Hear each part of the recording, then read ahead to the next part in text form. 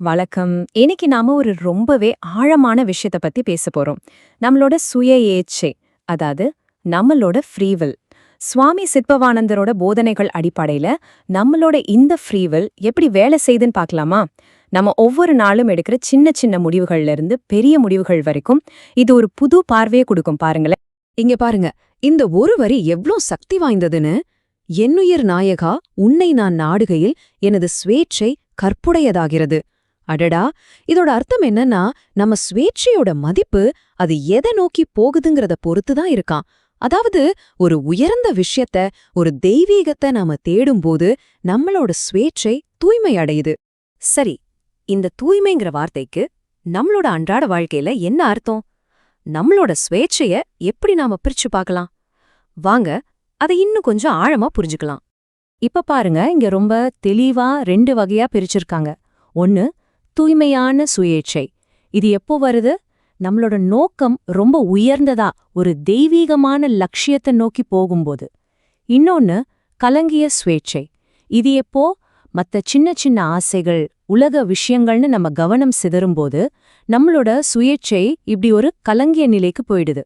Okay, இந்த கலங்கிய அலைப்பாயிர சுயேட்சைய இன்னும் சரியா புரிஞ்சுக்கிறதுக்காக இத 3 தனித்தனி நிலைகளா பிரிச்சு விளக்குறாங்க. இது ரொம்பவே சுவாரஸ்யமா இருக்க போது, வாங்க முதல் நிலை என்னன்னு பார்க்கலாம். முதல் நிலை, இது நம்ம எல்லாருக்குள்ளயும் இருக்கிற அந்த அடிப்படையான விலங்குத்தன்மையை பத்தினது. இங்க என்ன சொல்றாங்கன்னா, கீழ்மையில் செல்லும் சுயேச்சை விலங்குத்தன்மை அது. அதாவது நம்ம சுயேச்சை வெறும் கீழ்மையான விஷயங்கள, உடனடி தேவைகள, ஆசைகளை நோக்கி மட்டுமே போகும்போது அது விலங்கோட இயல்புக்கு சமம். இங்க உயர்ந்த சிந்தனை, நோக்கம் எதுக்குமே இடமில்ல. அப்போ இந்த விலங்குத்தன்மை கொண்ட சுயேட்சையோட குணங்கள் என்ன? பாருங்க, இது முழுக்க முழுக்க நம்மளோட அடிப்படை உள்ளுணர்வுகளால தான் இயங்கப்படுது.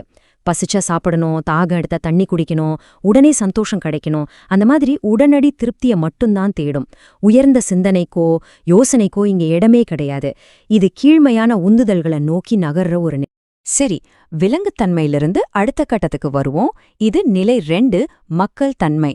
இதுதாங்க நம்மள பலரும் நம்மளோட அன்றாட வாழ்க்கையில போராடிட்டு இருக்கிற ஒரு நிலை. கேட்கும்போதே உங்களுக்கு ரொம்ப பரிச்சயமான ஒன்னா தோணலாம். இடைநிலையில் திரியும் சுயேச்சை மக்கள் தன்மை எது? அதாவது ஒரு நிலையான பாதையில போகாம நடுவுல அங்குமிங்கும் அலைபாயறதுதான் மனிதனோட இயல்பு. நல்லது செய்யணும்னு ஒரு பக்கம் மனசு சொல்லும், ஆனா இன்னொரு பக்கம் சின்ன சின்ன ஆசைகள் நம்மள இழுக்கும். இந்த போராட்டம் தான் இந்த நிலை. இத இன்னும் தெளிவா சொல்லணும்னா, நம்ம மனசு ஒரு ஊசல் மாதிரி உயர்ந்த லட்சியங்களுக்கும் தாழ்ந்த ஆசைகளுக்கும் நடுவுல ஆடிட்டே இருக்கும். சில சமயம் தெய்வீகத்தை நோக்கி போவோம், பல சமயம் கீழ்மையான விஷயங்கள்ல சிக்கிக்கும். இதுதான் மனித அனுபவத்தோட யதார்த்தம், இல்லையா? இது முழுக்க தப்பும் இல்ல, முழுக்க சரியும் இல்ல, ஒரு இடைப்பட்ட நிலை.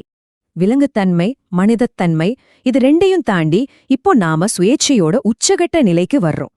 நிலை 3, தெய்வத்தன்மை. மேன்மையில் மிளிரும் சுயேட்சை தெய்வத்தன்மை எது? இங்க மிளிருங்கிற வார்த்தையை கவனிங்க. அதாவது இந்த நிலையில சுயேட்சை சும்மா இருக்கல, அது ஒரு ஒளி மாதிரி பிரகாசிக்குது. ஏன்னா அதுக்கு ஒரு தெளிவான மேன்மையான நோக்கம் இருக்கு. அங்கும் இங்கும் அலைபாயறதுக்கு இங்க வேலையே இல்ல. அப்போ இந்த தெய்வீக சுயேட்சையோட பண்புகள் என்ன? அது எப்பவும் மேன்மையும் சிறப்புலும் தான் பிரகாசிக்கும். சாதாரண விஷயங்கள்ல திருப்தி அடையாது. தொடர்ந்து ஒரு உயர்ந்த நோக்கத்தை நோக்கி மட்டுமே அது பயணிக்கும். ஒரு குழப்பமும் இல்லாத தெளிவான அந்த மிகப்பெரிய பொருளுடன் தன்னை இணைச்சுக்கிட்ட ஒரு நிலை இது. உண்மையான சுயேட்சைனா இதுதான் சொல்றாங்க. ஓகே, விலங்கு, மனிதன், தெய்வம்னு இந்த 3 நிலைகளையும் பார்த்துட்டோம். அப்போ உண்மையான சுவேட்சை, அதாவது ட்ரூ ஃப்ரீவில்னா என்ன? இது ரொம்ப முக்கியமான கேள்வி இல்லையா? வாங்க இத பத்தி இன்னும் கொஞ்சம் பேசுவோம். இங்க பாருங்க, இந்த கேள்வி நம்ம எல்லார்கிட்டயும் தான் கேட்கப்படுது. உனது சுயேச்சை மிகப்பெரிய பொருளை நாடினால் அப்போது உனக்கு உண்மையான சுயேச்சை வந்து விட்டதா? அதாவது நம்மளோட விருப்பங்கள், ஆசைகள், முடிவுகள் எல்லாமே எந்த ஒரு தடுமாற்றமும் இல்லாம ஒரே ஒரு உயர்ந்த நோக்கத்தை நோக்கி மட்டுமே பயணிக்கும் போதுதான் நமக்கு உண்மையான சுயேச்சை கிடைக்குது. இது நம்ம மனசுகிட்ட, நம்ம இதயத்துக்கிட்ட நாம கேட்டுக்க வேண்டிய ஒரு கேள்வி. அப்போ மொத்தத்துல பார்த்தா இது ஒரு பயணம், ஒரு ஏணிப்படி மாதிரி. முதல் படியில விலங்குத்தன்மை, அது கீழ்மைய நோக்கி இழுக்கும். 2வது படியில மனிதத்தன்மை, அது நடுல நின்று போராடும், அலைப்பாயும்.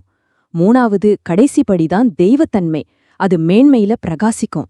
இந்த ஏற்றம்தான் சுவேட்சையோட பரிணாம வளர்ச்சி. அந்த தெய்வீக நிலைய, அந்த பிரகாசத்தை அப்பர் பெருமான் எவ்வளவு அழகா சொல்றாரு பாருங்க. உருவாழ்கி என்னை படைத்தாய் போற்றி, உள்ளாவி வாங்கி ஒளித்தாய் போற்றி. அந்த தெய்வீக சக்தி நம்ம உள்ளுக்குள்ள வந்து நம்ம ஆன்மாவுக்குள்ள ஒளி கொடுக்குதுன்னு சொல்றார். இதுதான் அந்த உச்ச நிலை.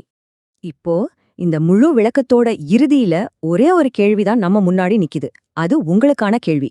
உங்களுடைய சுயேச்சை எதை நோக்கி நகர்கிறது? அது கீழ்மையை நோக்கிய விலங்குத்தன்மையில இருக்கா, இல்ல நல்லதுக்கும் கெட்டதுக்கும் நடுவுல போராடுற மனிதத்தன்மையில அலைபாயுதா, இல்ல மேன்மையை நோக்கி பிரகாசிக்கிற அந்த தெய்வீக தன்மையை நோக்கி பயணப்படுதா? யோசிச்சு பாருங்க.